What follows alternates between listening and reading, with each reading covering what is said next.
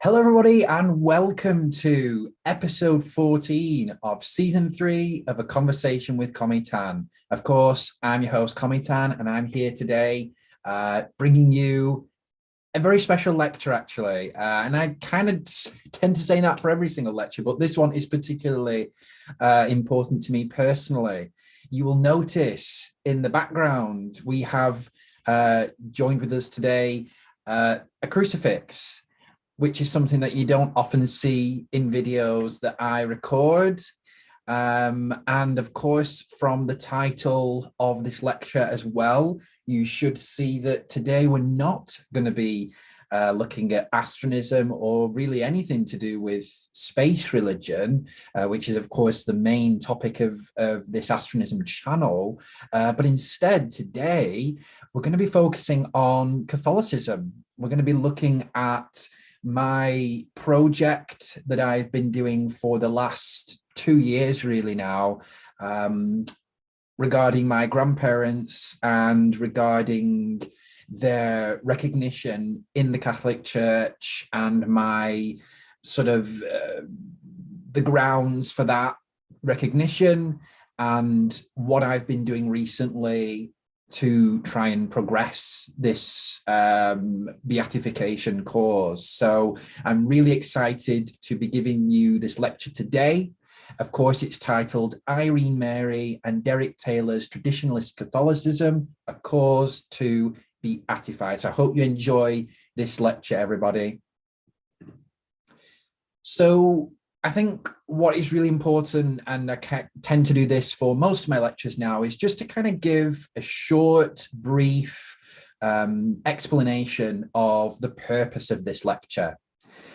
Number one, it's to tell, the life story of my grandparents and why ultimately I think that they led such interesting but also heroic, to use a Catholic terminology, heroic lives that require and require recognition and also deserve some kind of recognition in the Catholic Church.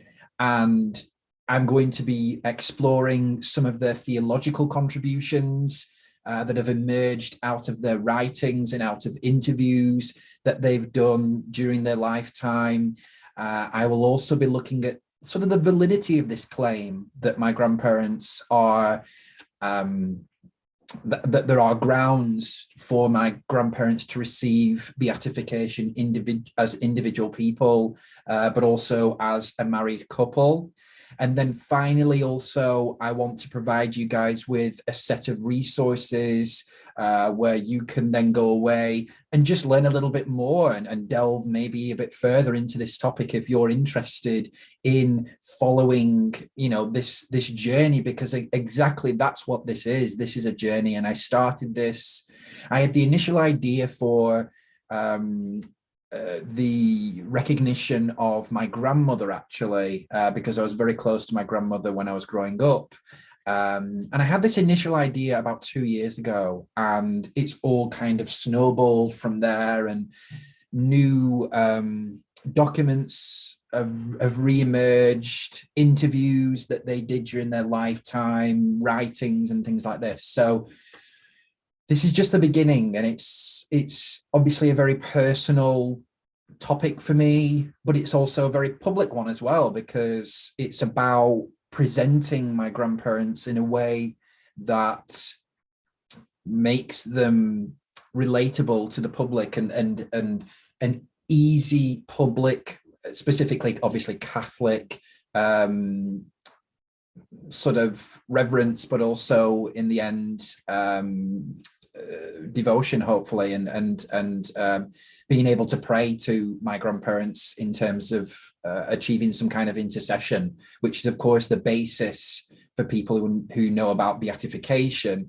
Intercession and then some kind of miracle is the basis of every beatification cause if the individuals were not martyred, which my grandparents were not. So that's what we're going to be looking at later on, maybe I don't know how long time, it might be 30 years, 50 years. I might not even be here by the time that happens. But I want to set the foundations for this cause now, because I do believe in their potential. So here is a picture of my grandparents.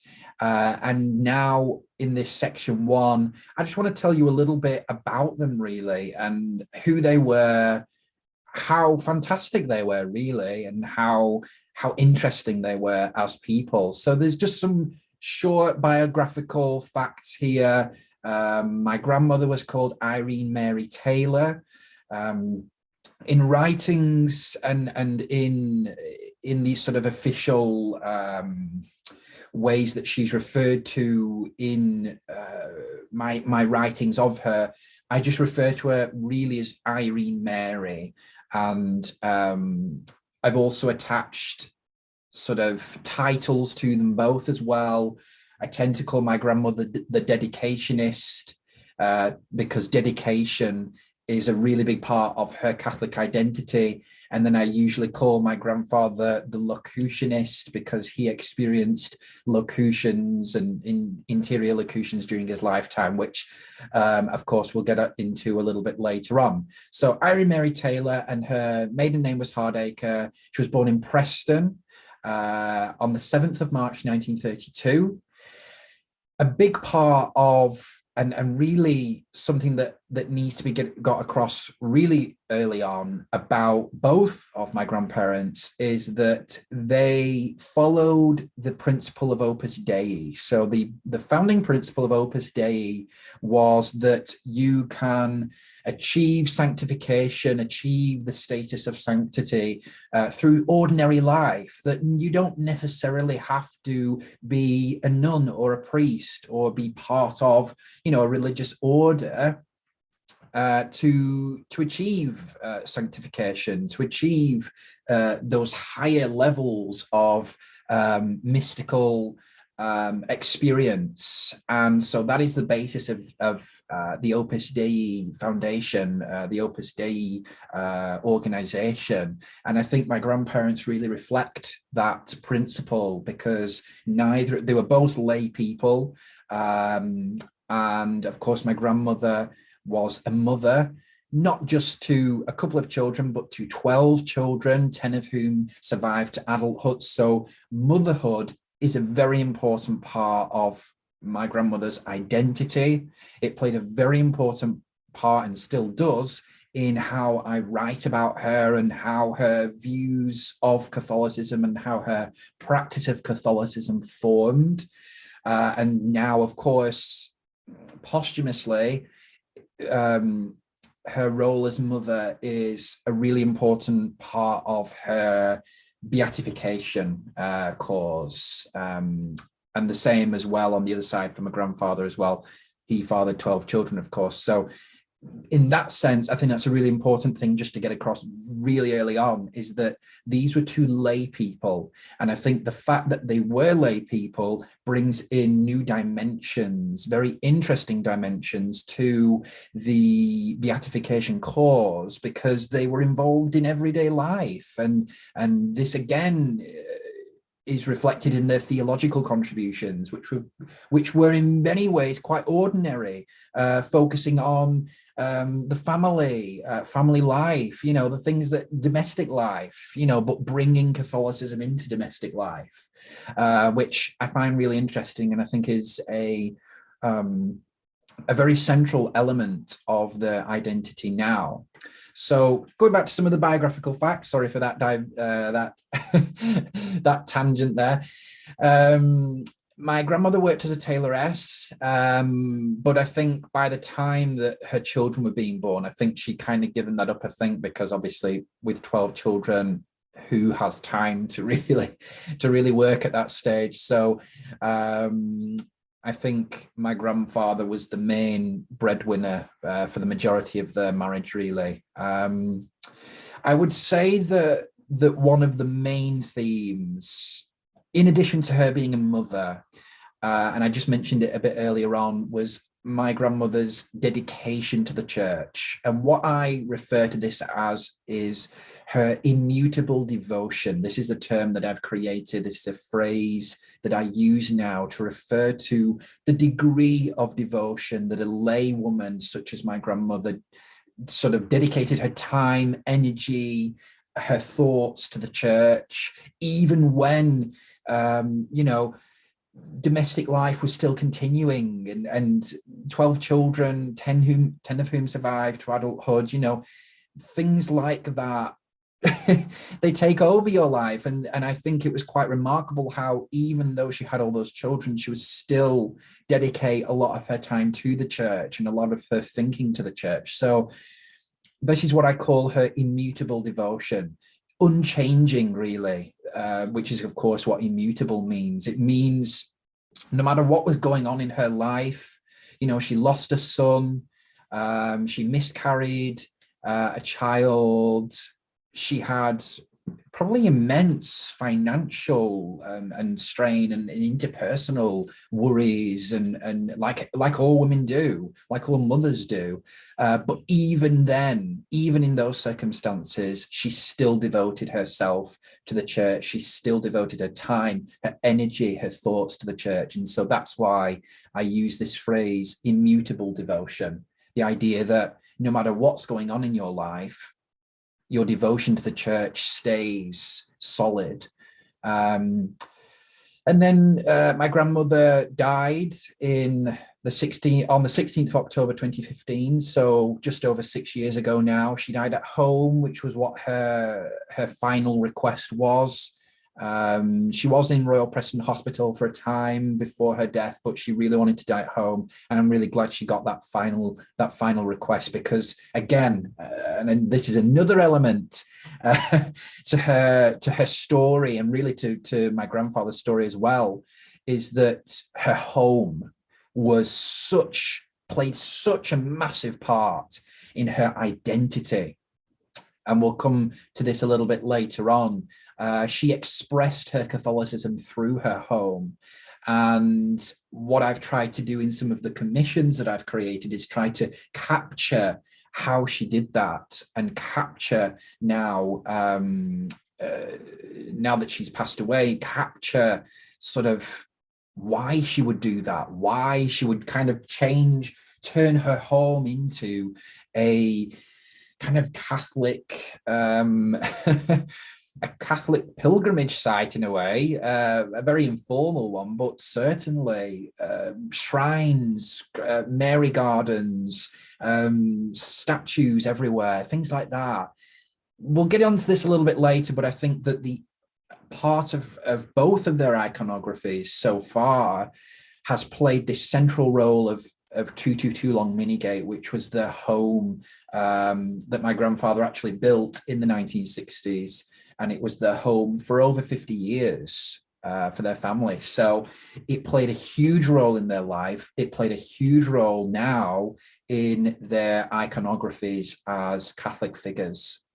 Sadly, though, the house itself now is actually in other ownership, so it's no longer part of our family. But still, there's still things about that house that will always be part of the Taylor family. So let's just move over to Derrick Taylor now, which is my grandfather, obviously. He was born on the 12th of August, 1930 in Coppell, in the village of Coppell, which is near Chorley in Lancashire.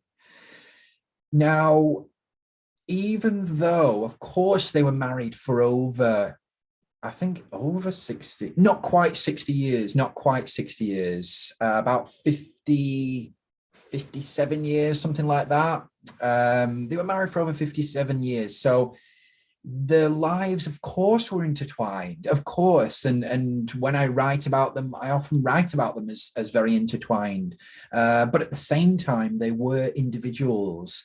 And I think that, especially, of course, the childhood when they didn't know each other, they had very different upbringings. And they started off in completely different places in terms of, spiritually, I mean, in terms of their religious identities, because my grandfather grew up a Protestant. He was baptized in the Church of England, and, you know, everything he knew, all of his friends, his family were all Protestant. So he had a very different kind of story from my grandmother in that sense, because, and we learn a lot about this in the interview that has recently come out from 1995, where my grandfather describes his initial interactions with the Sacred Heart of Jesus and the Catholic, different Catholic individuals, you know, friends and things like that, and just people in the village. And he, from age 7, says that he had really an instinct to convert to Catholicism, which only came to fruition when he actually married my grandmother. But throughout his childhood and his teenage years, he felt this sense of restlessness and this sense of kind of anxiety about, you know, not being in the religion that he knew he should be part of. And so I found that really interesting, and that's a really important point for his story individually. And also I think affected him later on as well in a different way to my grandmother, of course, because he wasn't born into this religion. He was converted to it. And I think there is a difference there. And I think it brings about different questions, different feelings about this religion. Okay, so I think that's an important part to get across there. Just need to take a drink of water.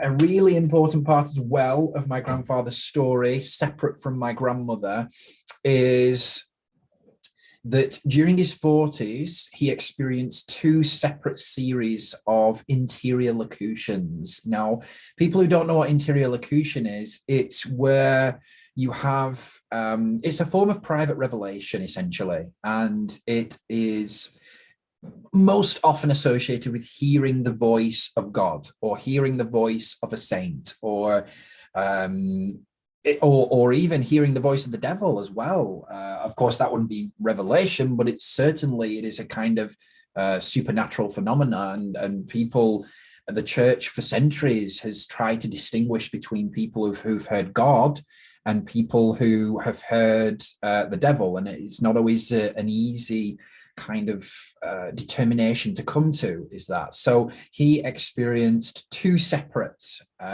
series of these locutions during his lifetime, which had a huge effect on really the second half of his life. And of course, we're going to get into what those locutions entailed and how they were brought about and where they took place a little bit later on. In terms of his occupation, the 2 main occupations that my grandfather had were collier, meaning coal miner, and gardener. He was also a builder as well. He built 2 houses. As I mentioned before, he built 222 Longmeanygate, which was their home for over 50 years, but also he built the house Peacehaven in his village of Coppell. So he built at least 2 homes during his lifetime. So I would say he classes as a builder as well. But the main iconographical occupation that has relevance to his iconography as a Catholic figure is his role as a collier. And so in some of the commissions that are coming up, that are up and coming, that are being created right now, we're including things like a colliery lantern, pickaxe, things like that, because I want him to be seen as someone who miners can pray to and who will intercede on behalf of miners eventually, hopefully, as part of his patronage, because every Catholic figure has to have a patronage. So those are his. Or one part of his. So another part as well, and again, here you should be able to see that they lived, even though they were married, they have very separate and very kind of distinct Catholic identities, really. You know, they both experienced equal amounts of I don't know, experiences during their lifetime, and both expressed their Catholicity in different ways. One of the ways that my grandfather did that was during the 1970s, when he had to defend his Catholic faith in court over the changes to sex education in schools in England during that time, and he had to defend why he'd taken his children out of those lessons, and why that didn't why those lessons did not correspond to his Catholic religion. So again, very interesting individual, that he would, you know, have the confidence to do that, have the confidence to stand up in court, because not everyone would, and defend his faith. So again, very interesting figure, and proud, really. I'm proud to say that he is my grandfather, you know. He died on the 26th of November 2011 in Victoria Hospital from a heart attack. So that's sort of kind of an overview of the biographical facts. I'm not going to read out all this, because I want you guys to pause and just read it for yourselves. But here are just some extra information about things that happened in their lives that certainly contributed to their Catholic figureships. The word figureship I use, it's one that I've created because it's to refer to kind of a person's attributes, really. Like any person who's going up for recognition, their attributes, their qualities, what they did in their life, what they experienced during their life, this all comes to form what I call their figureship. Okay, so if people didn't know what that word meant, that's what it means. On the right hand side there, you'd be able to see the latest commission from the Astronomist Institution, the latest one that's been created by the brilliant artist David Young, who's been my artist now for coming up for 6 years, I think.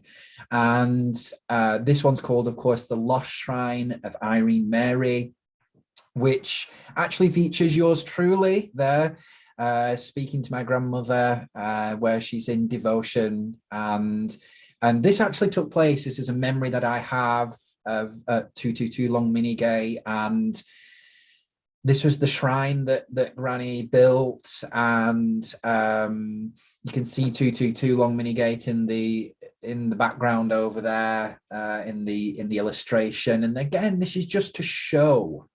This is just to get across how pious she was and how dedicated she was. And of course, there are commissions coming up that are going to feature my granddad as well in things that happened in his life. So, you know, I think that in terms of her, like I said, I was speaking about the Immutable Devotion earlier on. This is an example of that. This is tried to represent that.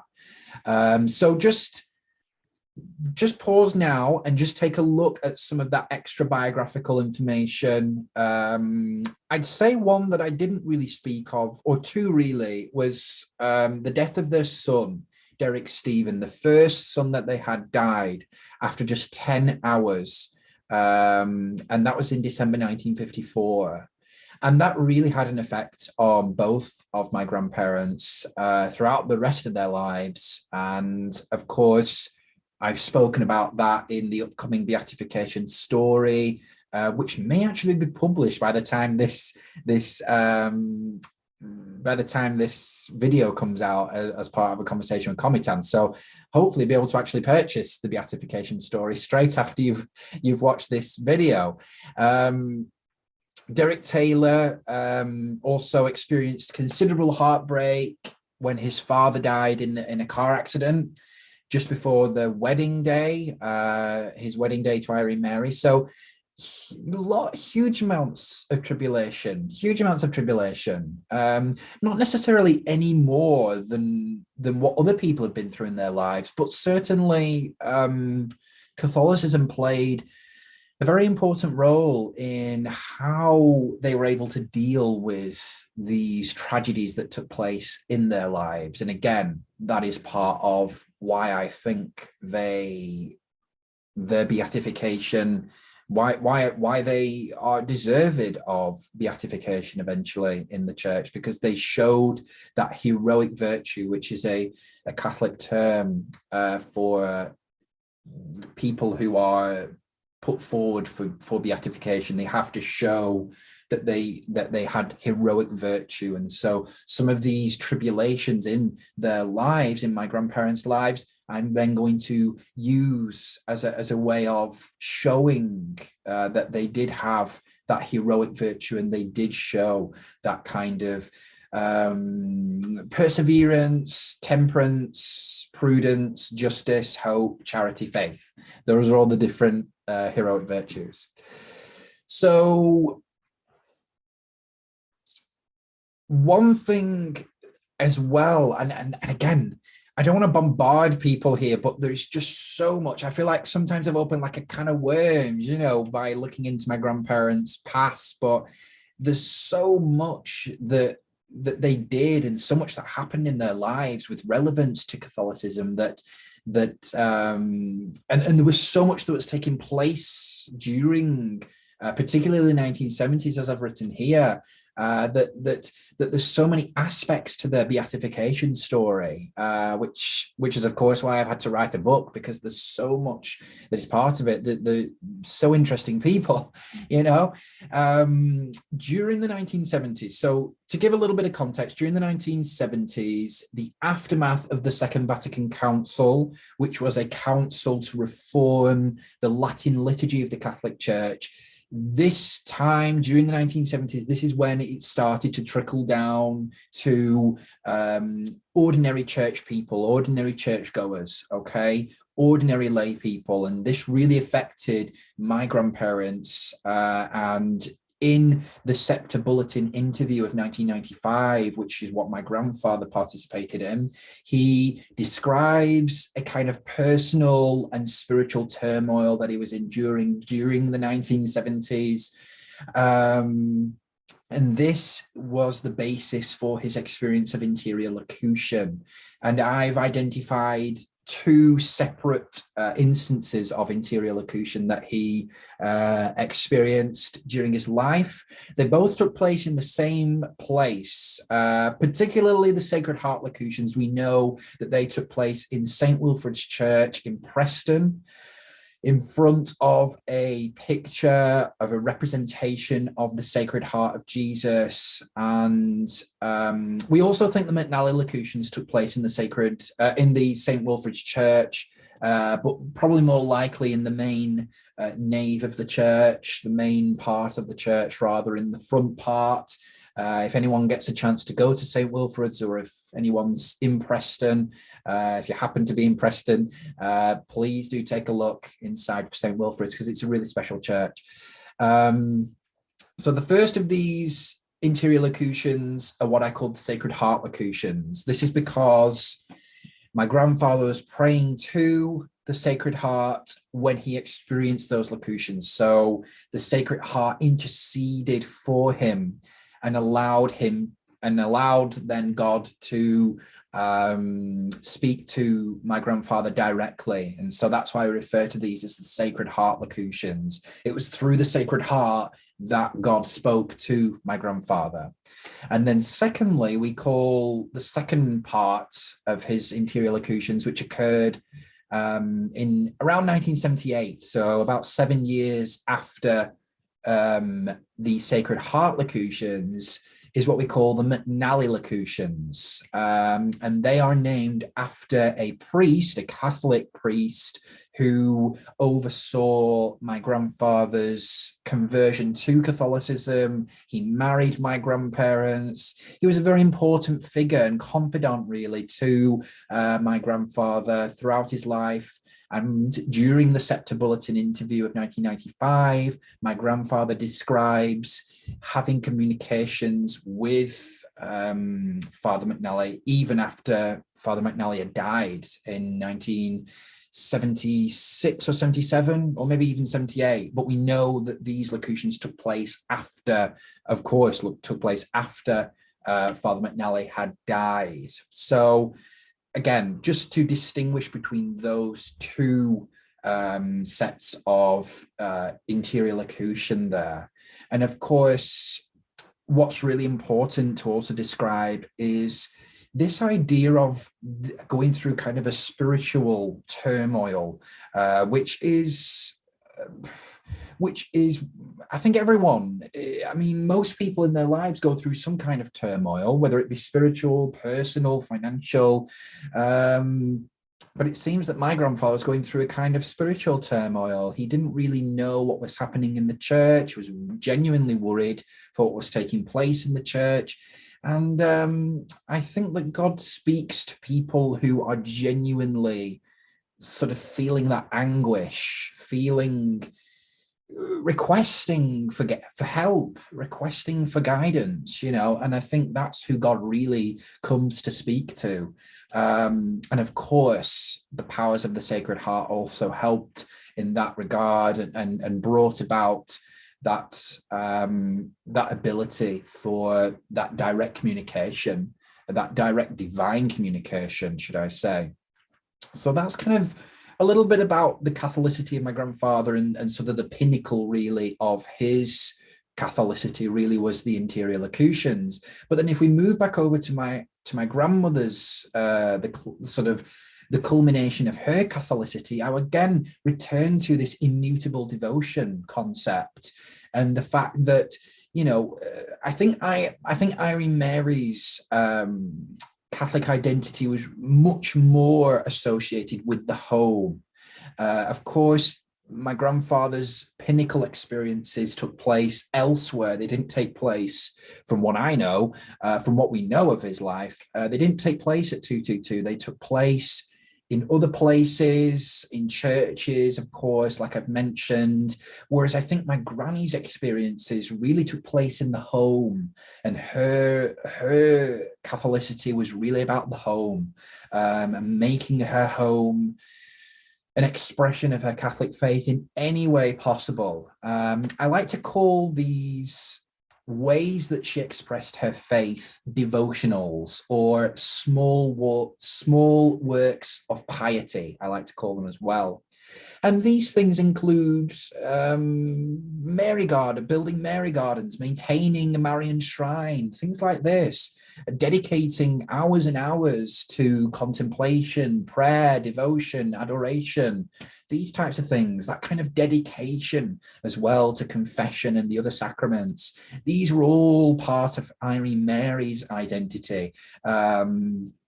Of course, I'm sure my grandfather had the similar degrees of devotion, but I think if we're talking about identity here, I think my grandfather definitely had much more of a supernatural, mystical tendency, whereas my grandmother definitely had much more of a devotional tendency, and I think that really distinguishes the individual identities. And again, this is why I'm presenting them as individuals. Of course they were married, and of course their lives intertwined, but I really do think they had very separate Catholic identities. And I think that this page here, this slide here really kind of captures how they were very much distinct in that way. So just to give a little bit of context to how this sort of campaign for recognition has come about, I was immersed into the Catholic faith by my grandparents from a very young age, went to mass, did everything really that a Catholic could do, witnessed my grandmother's devotion and piety, witnessed my grandfather's stalwart attendance of the Latin Mass, and I saw this, and I was there. This is not something, of course, I wasn't there when he experienced his interior locutions in the 1970s. I wasn't even born, but I did see them in their later life. And as a grandson, obviously, that's all I can know for myself. That's all I did witness.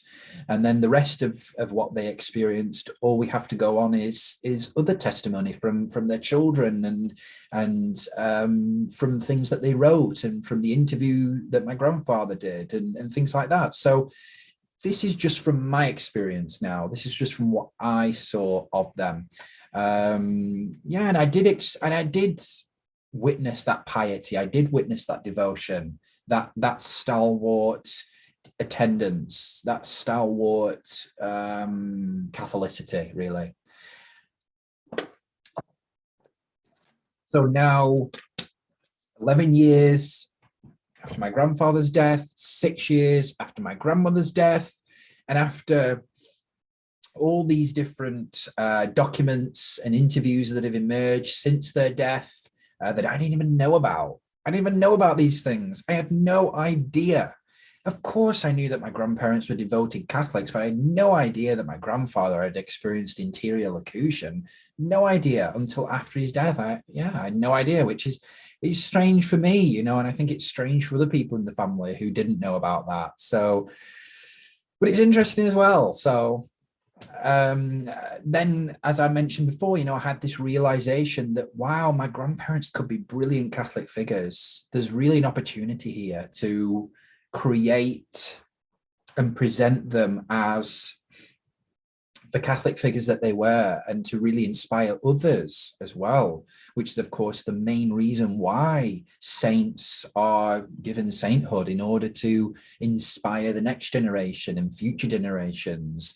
And I think that my grandparents have the life story in order to do that. They have such a fascinating life story that they could do that.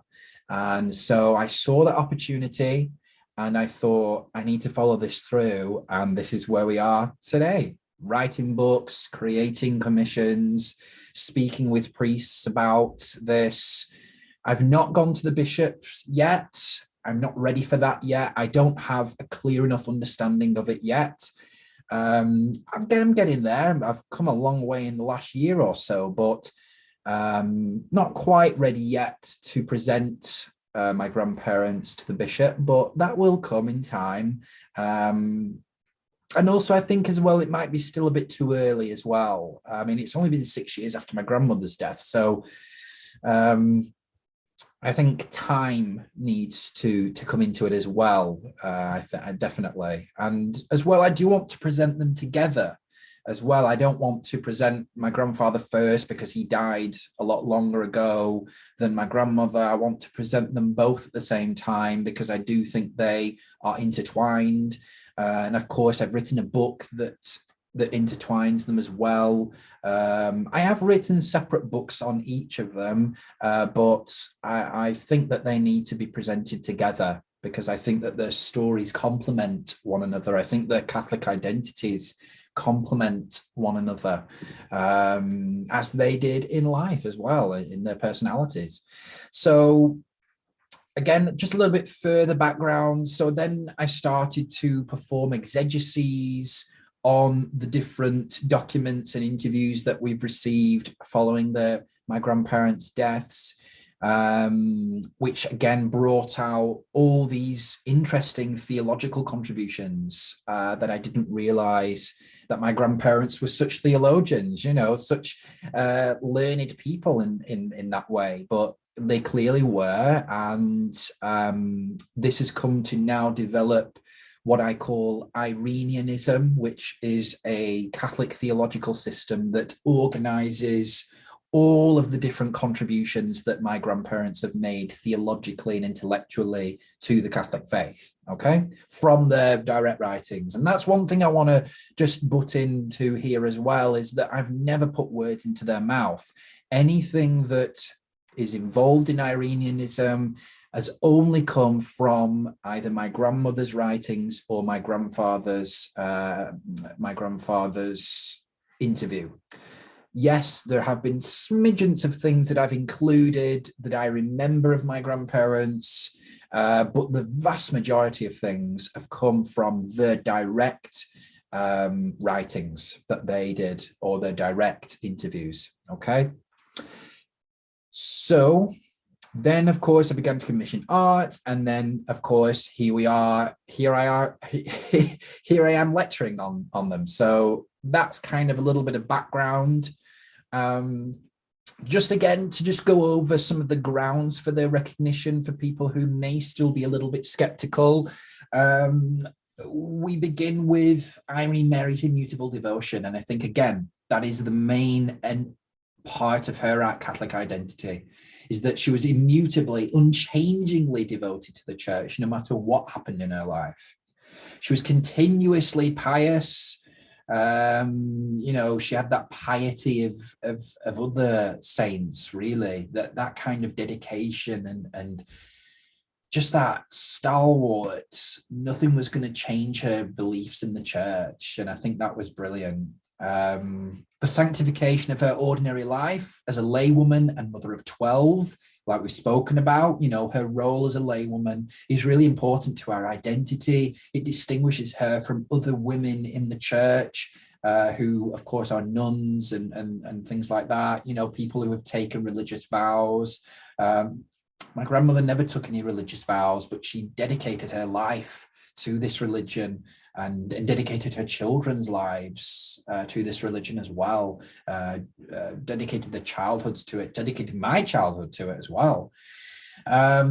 Also her post-corporeal intercession, which is what I call the weeping prayer, just one example of that, which is actually an astronist event. And this is interesting, where, my religion of astronism is actually intertwined a little bit with what is taking place with my grandmother at the moment. I've experienced and had communications with my grandmother after her passing, 100%. And I know that she is there. I know that she's listening. I know that she can hear what I'm doing. And I think that she wanted me, and I think she and my grandfather as well, I think they want me to pray for them, and they want me to use their lives in a way, which sounds not very nice, but it is nice to use their stories, no matter how much heartache, how much tragedy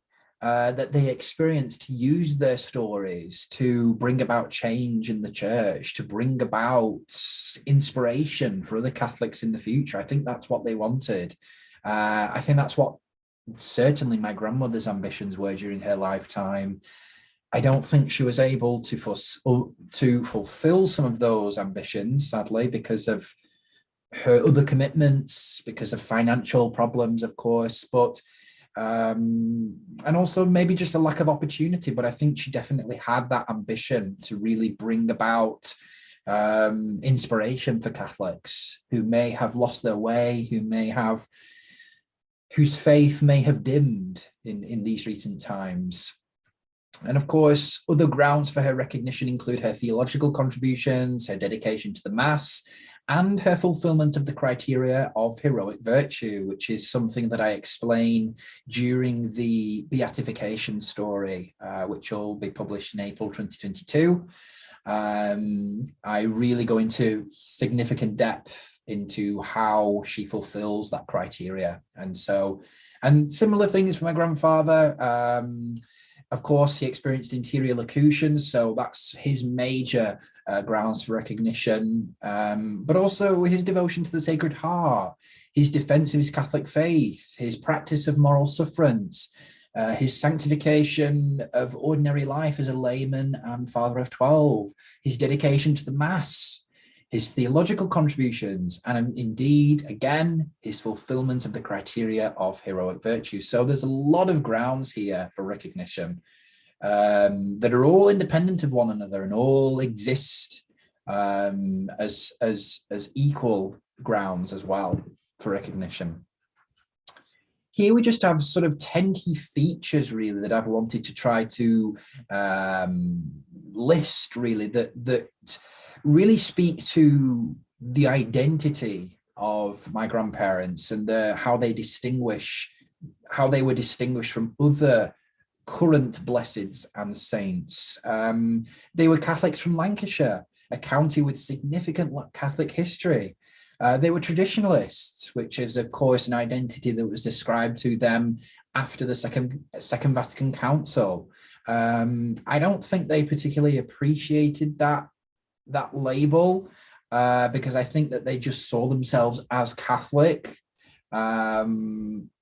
But indeed, they were given that label after the Second Vatican Council, and so that's the label, one of the labels that I ascribe to them, because they were traditionalists.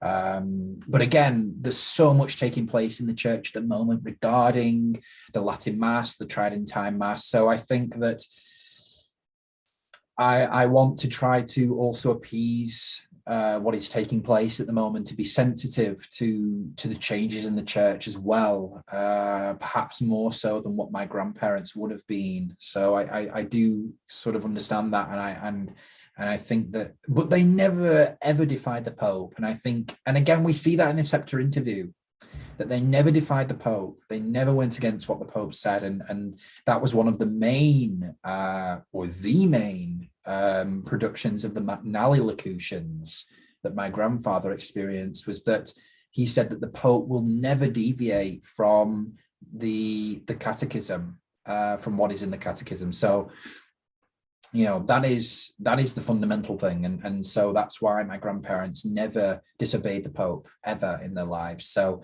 even though they were traditionalists, they had a hard time with the changes. There's no point in denying that. They did, but at the same time, they never lost faith in the Pope. Their parenthood of 12 children and many more grandchildren was, of course, an important part of their identity as lay people. Experience of interior locutions by my grandfather. They were two virtuous. They had life stories that were virtuous, but also relatable. And they also have distinct identities as a result of those life stories. They both had a strong reputation for devotion in the people that knew them, both past and present. And they also made significant theological contributions during their lifetime. And I'm in the process of organizing those now. They didn't organize them. That's the thing. They made theological contributions without really realizing it. And so what I'm doing now, posthumously for them, is organizing their ideas, making them coherent, making them relatable and significant for the church. So that's part of my role in this, is to kind of use my training really in theology and religious studies, because I'm doing my PhD in religious freedom, is to organize those together. And of course, I've got experience with astronism anyway in organizing ideas. So it's kind of second nature to me now. Like I've said before, they fulfilled the necessary components of heroic virtue. They were great, they have a great potential as exemplary figures for English Catholics, but also Catholics around the world. And they're also relatable as ordinary lay people, but with extraordinary attributes, which is a really interesting oxymoron there. These sort of, they were ordinary people, but they were also extraordinary people as well. You know, I find that quite interesting. So let's move on to the second section now. So we've kind of covered their lives. You should now have a really good understanding of who they were, what they experienced, some of the main things that occurred to them during their lives, some of the main grounds for why I think they deserve, or why I think in the future they will receive recognition and beatification eventually. Let's move on now to some of the beatific elements. So Irene Mary and Derrick Taylor are being presented for beatification in the Roman Catholic Church as separate individuals. It is acknowledged here that they may be recognized sometime in the future as a couple. And that's something that I have to accept eventually, is that maybe, you know, maybe they'll have to be, in a similar way to the parents of Teresa of Lisieux, was that her mother and father were joint beatified, so they were beatified together and canonized together under one sort of sainthood really. which I find quite interesting. And maybe that will happen for my grandparents one day. Who knows? It depends how hard I work. And it depends if a miracle happens. That's what it actually depends on. It depends on if a miracle happens. It depends on prayer. It depends on whether their lives inspire people or not. And that's why I'm making such an emphasis on explaining who they were, in order to kind of present them to the world, really, and to see what the world thinks of them. You know, so I started the course of recognition for my grandmother on the 16th of October 2020, exactly 5 years after her death. And then I started the course for recognition for my grandfather a year later, on the 20th of October 2021. And these causes for recognition that I refer to are kind of unofficial. So they're not, I've not taken them to the church yet. Like I said, I've not taken them to the bishops. They've not been taken to Rome yet. So we're still very much in the initial stages at the moment, still gathering documents together, still gathering ideas together and trying to form their identities and forming the grounds for their recognition, really. So, you know, this cause for recognition is kind of a more general term than beatification, just to distinguish from the different phases that I think that we will go through in the future. Here are just some themes of the heroic virtues of Irene Mary and Derrick Taylor, because as I've mentioned, one of the main things that you have to be able to do when you're presenting two or one Catholic figure for recognition in the church is to fulfill heroic virtue. They have to have fulfilled heroic virtue. And I'm suggesting ways, and this is really important, you know, I'm suggesting ways that I think that they fulfilled heroic virtue based on what I knew of them and what I know now about them from documents that have emerged after their death. Okay, these are just suggestions. It's not to say that the church will accept all of these. This is just suggestions. This is just me saying, look, this is the way I think that my grandparents should be presented. This is the way I see them. This is the way that they were during their lifetime. You know, this is how I think that they should be presented as my grandparents. The church may disagree with that, and the church may want to present them in a different way, or maybe not use all the terminology that I use. But I have to do this for my own sanity because there's so many ideas that have emerged about my grandparents that I have to be able to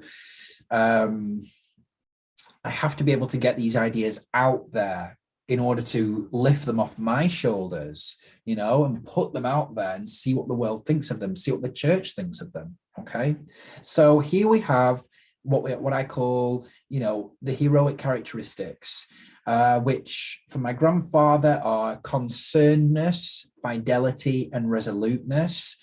I'll leave you guys to pause here and read some of those extra definitions of what I mean by these characteristics.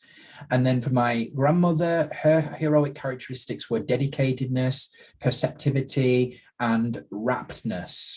Okay, sorry for at the bottom where you can't really see it very well. I kind of needed to move the background image a little bit further on, but hopefully you'll be able to make out what it says down at the bottom there if you squint. But yeah, these are just some of the main heroic characteristics that I see my grandparents as fulfilling during their lives. And I've given many examples of those throughout the book as well, throughout the beatification story. I've gone into much greater depth than I can here in the book regarding why I think they had these heroic virtues. So also part of their sort of Catholic figureship as well is these two different categories, each of which consist of three elements, shall we say. And these two categories I've created, and they contribute to the theological system of Irenianism, but they also contribute to Irene Mary and Derrick Taylor's identity. And the first, of course, are my grandfather's three duties, which is what I call occolutheism, which is a funny word, I know, but it's all about my grandfather's Catholic instincts as a child, like I mentioned earlier. So we call that occolutheism. And then we also have conservice, which is safeguarding the church and preserving its traditions, which is in connection to my grandfather's traditionalist approach. And then we also have Merinism, which is the stewardship of souls. So my grandfather makes reference to this during the Sceptre interview of 1995, that he believed that his fatherhood and his role as a husband was to steward the souls of his children, his wife, and his grandchildren as well.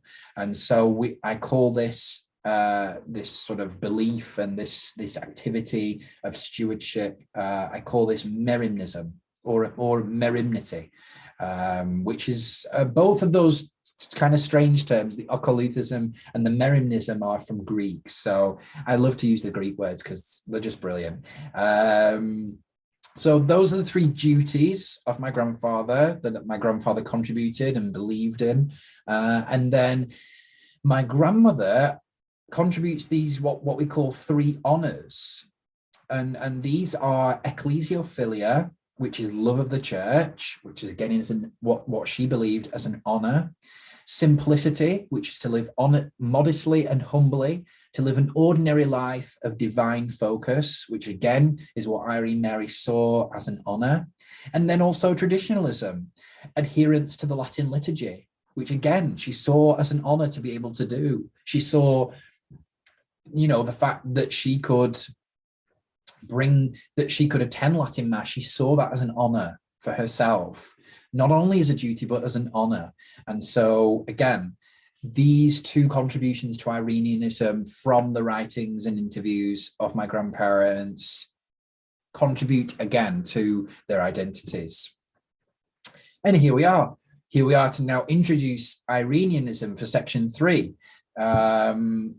And like I mentioned before, this is Irenianism is, of course, named after my grandmother, Irene Mary, but even though it is named after her, my grandfather made equal contributions to it, just as my grandmother did. So, I don't want people to think that it's just about my grandmother. It's also about my grandfather as well. It just so happens that we use the term Irenianism. So this is a Catholic theological system.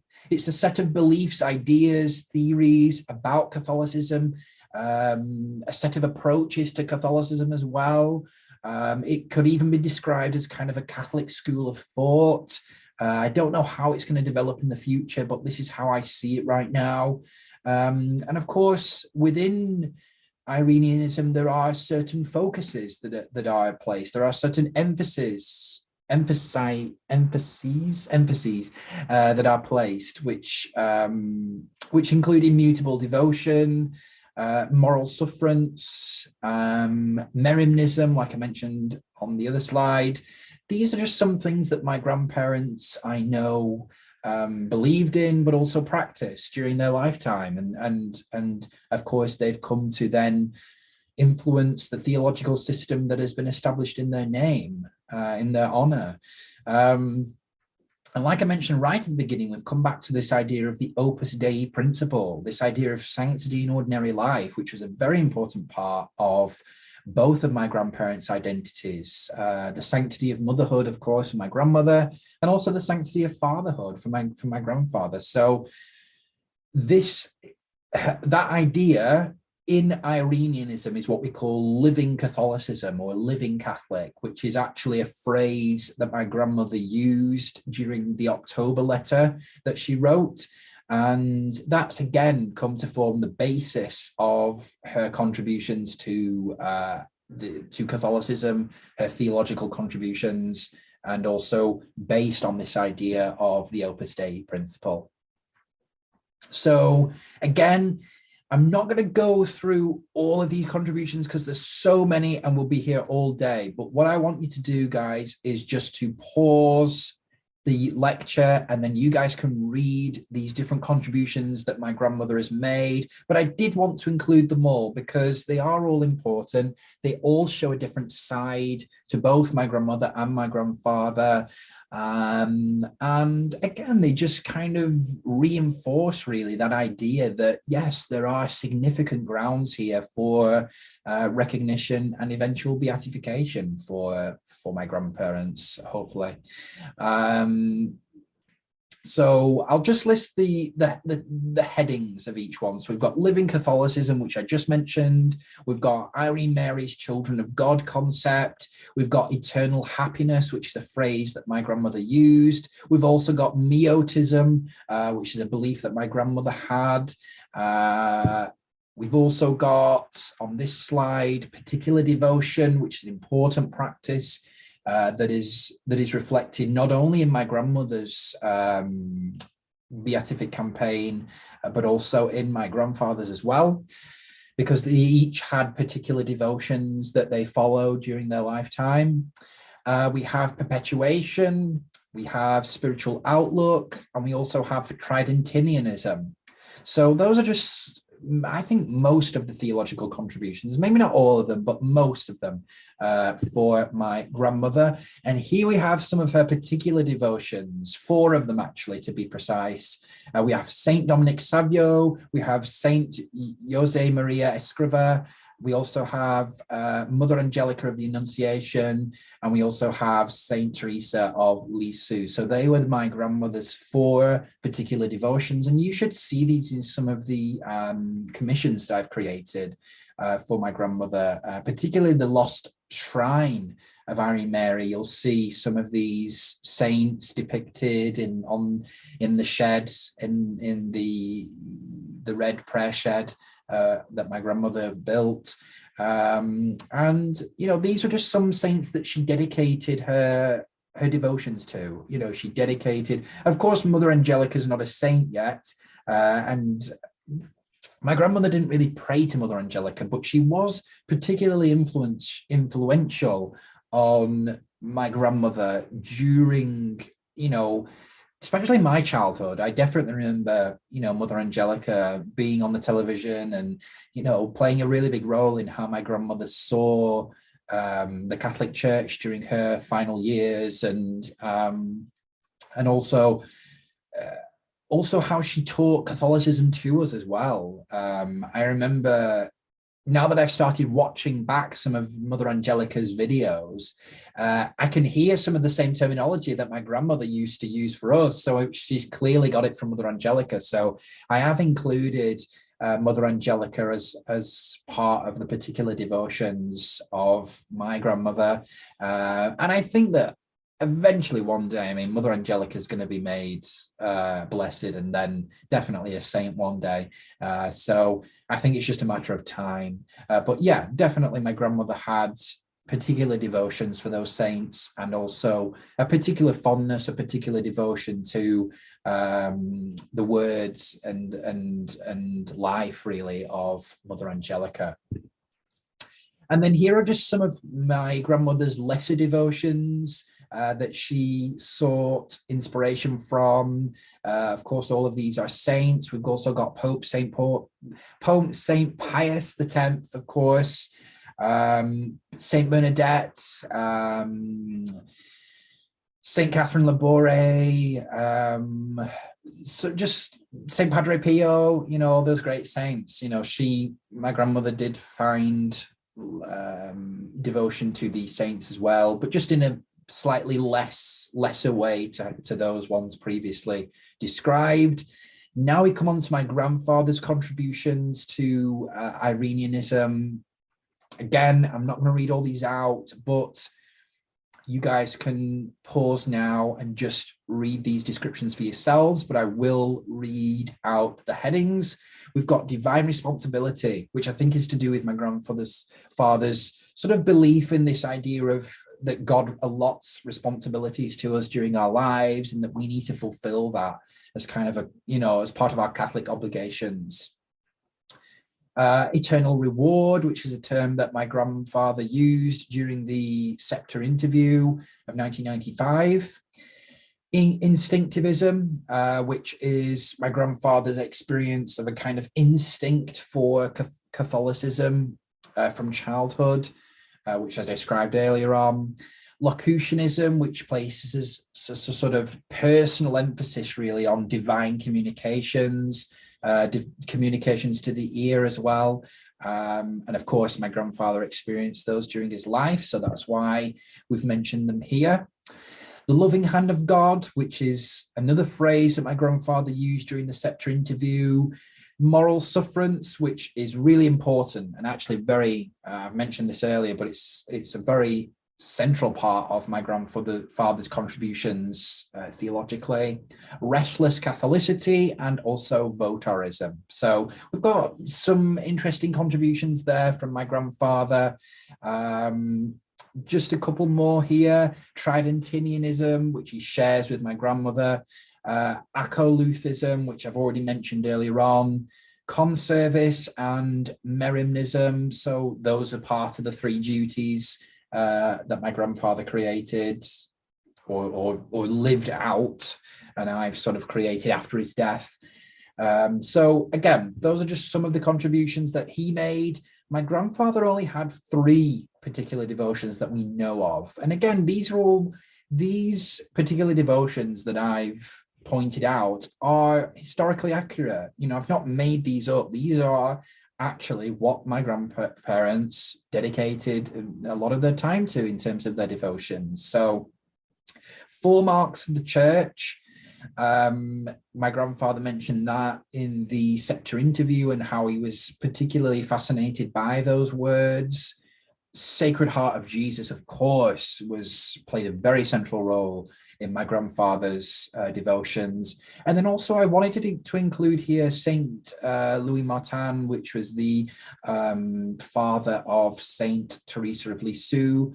I know that my grandfather had particular devotion to him, to Saint Louis, because he was a father himself. He was a layman. And I think that my grandfather has some similar characteristics to Saint Louis Martin. So I really wanted to include him as one of the particular devotions of my grandfather. So just to give kind of an overview of these contributions that have been made by my grandparents to form Irenianism, we have this idea of them being centered on the family and domestic life, especially the roles of mother and father, sanctification through ordinary life, which is, of course, comes out in what we call living Catholicism. And also Irene Mary's small works of devotion or small works of piety. We also have devotion, prayer, and contemplation, which were both running themes in both of my grandparents' contributions theologically. And then we also have responsibility and duty as running themes. And finally, we also have Derrick Taylor's 3 duties and Irene Mary's 3 honors. And then on the right-hand side there, what we have is the first official depiction of my grandmother posthumously. And there's me there. So that's called Irene Mary and the Cosmical Cometan. Again, trying to show how she led me, she raised me, she immersed me into loving ideas, loving religion, really, loving and being fascinated with the biggest questions. Who is God? Why is God our creator? Did God create the universe? Things like this.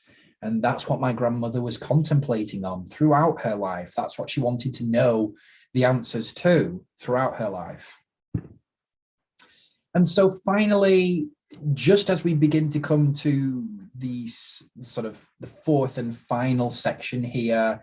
Hopefully you've got a good understanding now of sort of the fundamental grounds, really, of my grandfather's and grandmother's contributions to Catholicism through their theological concepts, their life stories, their grounds for recognition in the church, which will hopefully begin with their acceptance as servants of God, which is the first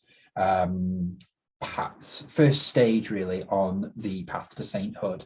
So before I finish, I just want to go through this section 4, which is just going to look at a few resources for us. So IreneMary.com was established as the main website for both my grandmother and my grandfather in 2021. So that is a huge resource there that you can just go to and learn even more about the life and times and legacies of both of my grandparents.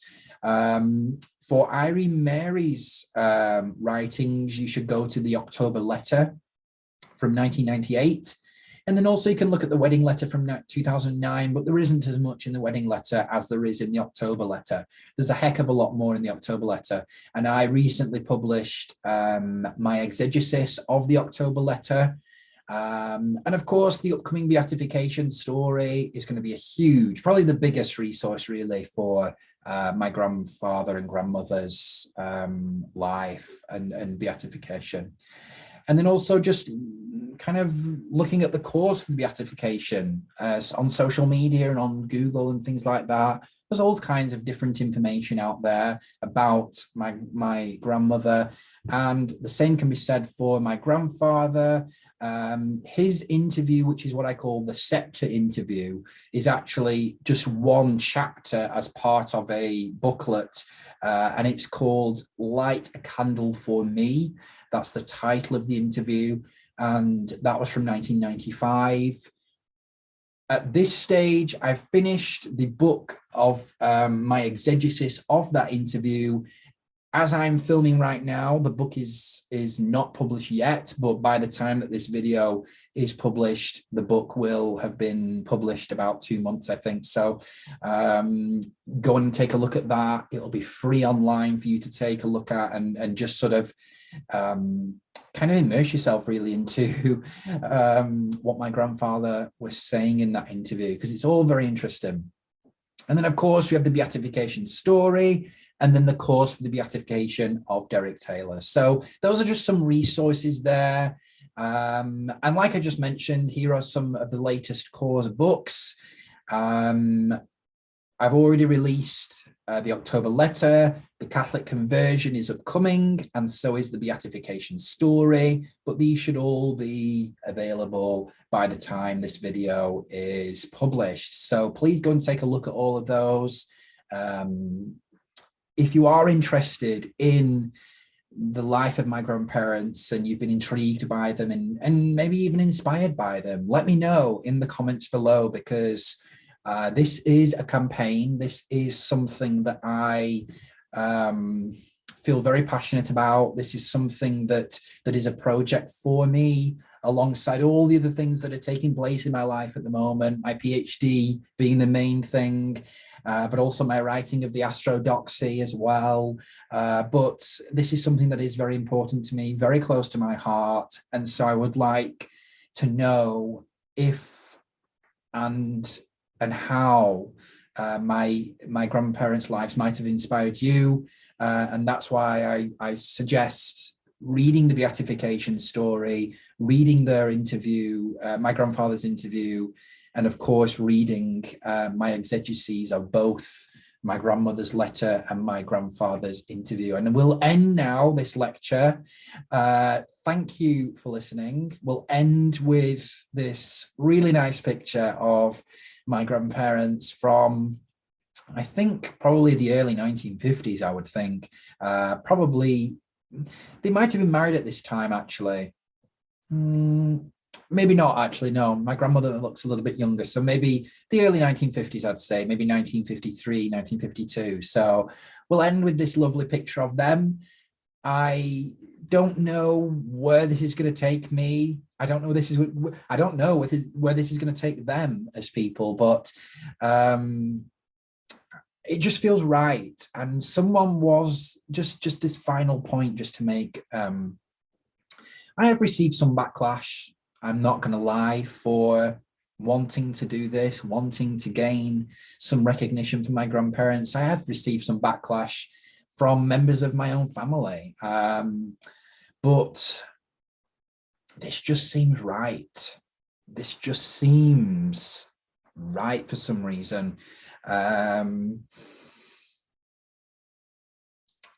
And as time is going on, and as more and more is coming out about my grandparents and their piety and their Catholicity and just the lives that they lived, it's reinforcing this belief of mine that this is the right thing to do for their legacy. And it just feels right. And that's what I'm going to end on today. This just feels right to do. And it's exciting as well. And it also gives me inspiration to do this. It gives me that legacy, that I can say and be proud of my grandparents and say that, yes, this is who they were. They were amazing. They were Catholics who were so amazing that I'm actually presenting them for recognition. So being able to say that is just so amazing. And I love this. So let's see where this takes me. Let's see where this takes them in the future. And I suppose the final thing I should end on is, I love you, grandma, granny, and granddad. I love you, granny and granddad. So thank you, everyone, for sticking with me through this very different episode of A Conversation with Cometan. And I will see you in the next episode, episode 15. So see you later, everybody.